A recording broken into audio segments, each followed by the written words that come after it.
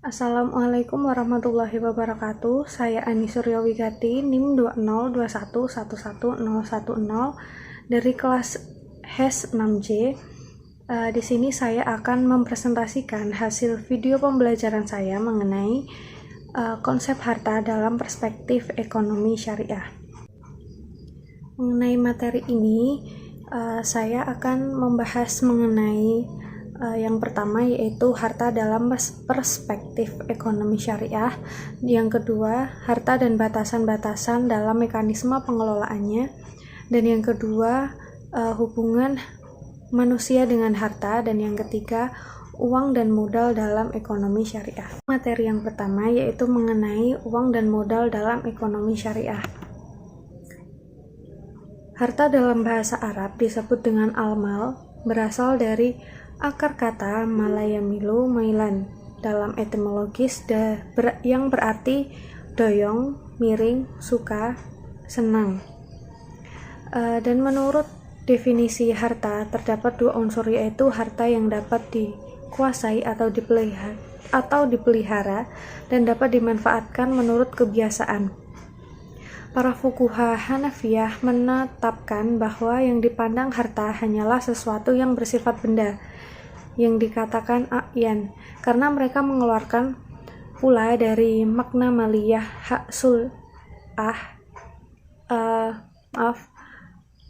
makna maliyah hak syul'ah, yakni hak memakai jalan dalam kebun orang, hak meminum, hak memperoleh air selokan.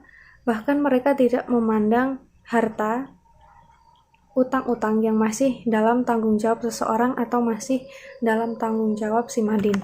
Nah, kemudian ulama fikih membagi harta dalam beberapa pembagian yang memiliki ciri dan hukumnya sendiri. Untuk yang pertama itu dilihat dari segi kebolehannya pemanfaatan menurut syarak. Yang pertama yaitu harta mutakawim, yaitu harta yang boleh dimanfaatkan menurut syarak. Pengakuan syarak hanya berlaku dengan adanya syarat-syarat, yaitu yang pertama dimiliki oleh pemikiran secara sah, dan yang kedua boleh dimanfaatkan menurut syarak. Contohnya seperti sapi halal dimakan oleh umat muslim, tapi jika proses penyembelihannya tidak menurut syarak, itu diharamkan. Dan yang kedua itu harta ghairu mutakawim, yaitu harta yang tidak boleh dimanfaatkan menurut syaraknya. Yang kedua, dilihat dari segi jenisnya. Yang pertama, harta manhul, yaitu disebut dengan harta yang dapat dipindahkan seperti uang, barang, dagang, hewan, dan kendaraan. Dan yang kedua, harta ghairu manhul, merupakan harta yang tidak dapat dipindahkan dan dibawa dari satu tempat ke tempat lain seperti tanah, bangunan, rumah, dan sebagainya. Dan yang ketiga yaitu dapat dilihat dari status harta. Yang pertama yaitu harta mamluk, harta yang telah dimiliki oleh perorangan, badan hukum maupun negara. Dan yang kedua yaitu harta mubah. Harta mubah adalah harta yang asalnya bukan milik seseorang seperti mata air, hewan buruan, pohon di hutan. Dan yang ketiga yaitu harta mahjur, harta yang ada larangan syarak untuk memilikinya, baik dijadikan wakaf atau untuk kepentingan umum. Harta ini tidak dapat dijual belikan, diwariskan, dihibahkan maupun dipindah tangankan. Untuk materi selanjutnya yaitu yang kedua adalah materi mengenai harta dan batasan-batasan dalam mekanisme pengelolaannya. Dalam materi ini terdapat fungsi harta. Yang pertama yaitu berfungsi untuk menyempurnakan pelaksanaan ibadah yang khas, dan yang kedua itu meningkatkan keimanan atau ketakwaan kepada Allah. Yang ketiga untuk menyelaraskan atau menyeimbangkan antara kehidupan dunia dan akhirat.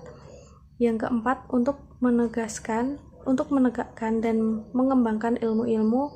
Yang kelima untuk meneruskan kehidupan dari satu periode ke periode berikutnya.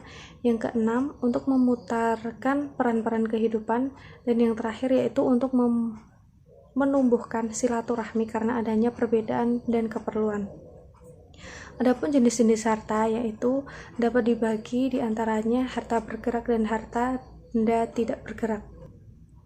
Kemudian pengelolaan harta dalam Islam, ada 3 poin penting dalam pengelolaan harta kekayaan dalam Islam, yaitu yang pertama, larangan mencampur adukan yang halal dan batil, yaitu terdapat dalam Quran surat Al-Fajr ayat 19.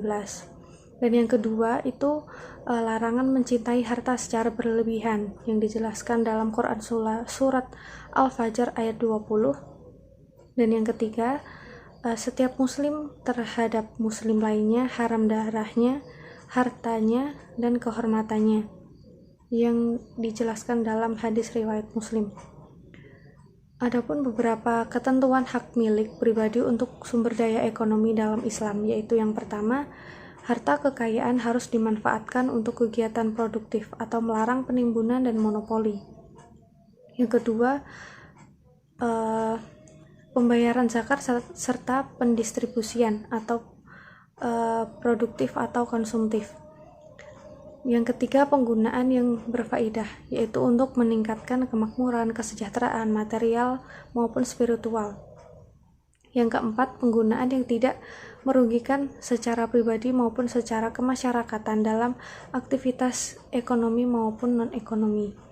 Dan yang kelima, yaitu kepemilikan yang sah sesuai dengan prinsip-prinsip muamalah dalam aktivitas transaksi ekonomi. Kemudian materi yang selanjutnya yaitu mengenai hubungan manusia dengan harta. Harta merupakan suatu kepemilikan yang memiliki nilai yang berharga bagi pemilik harta tersebut, sebagaimana harta ini dapat mereka gunakan sebagai investasi maupun kebutuhan dalam dirinya untuk memenuhi kebutuhan. Harta juga termasuk kebutuhan manusia yang menjadi salah satu cara untuk bertahan hidup manusia itu sendiri. Harta sendiri bisa berupa benda bergerak maupun benda tidak bergerak. Kepemilikan harta dapat diraih dari adanya kerja keras manusia itu sendiri melalui suatu proses, yaitu berusaha dengan bekerja. Adapun menurut pendapat dari seorang ahli fikih berpendapat bahwa harta mengandung unsur-unsur yang pertama yaitu bersifat materi atau dalam bahasa Arabnya aniyah atau mempunyai wujud nyata.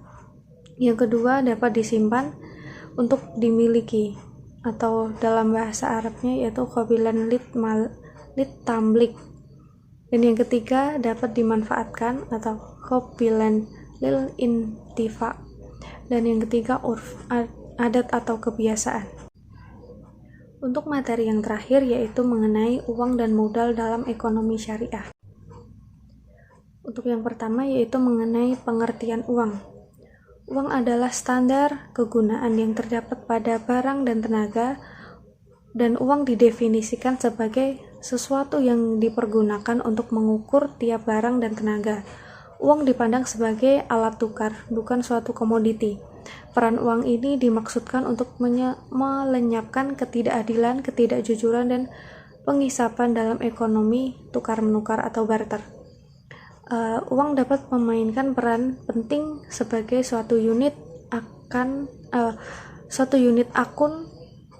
dan sebagai suatu kumpulan nilai dalam ekonomi Islam. Kemudian adapun fungsi uang itu sendiri, yaitu dalam Islam uang dipandang sebagai alat tukar, bukan suatu komoditi. Peran uang ini dimaksudkan untuk melenyapkan ketidakadilan, ketidakjujuran, dan pengisapan dalam ekonomi tukar-menukar atau barter seperti yang dijelaskan tadi.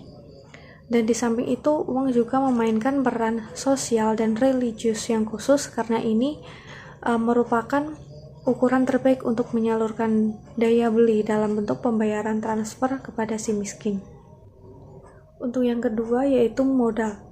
Modal dalam konsep ekonomi Islam berarti semua harta yang bernilai dalam pandangan syar'i, di mana aktivitas manusia ikut berperan serta dalam usaha produksinya dengan tujuan pengembangan. Pengertian modal dalam perbankan adalah dana yang diinvestasikan oleh pemilik dalam rangka pendirian badan usaha yang dimaksudkan untuk membiayai kegiatan usaha bank, yang di samping itu untuk memenuhi peraturan yang telah disepakati.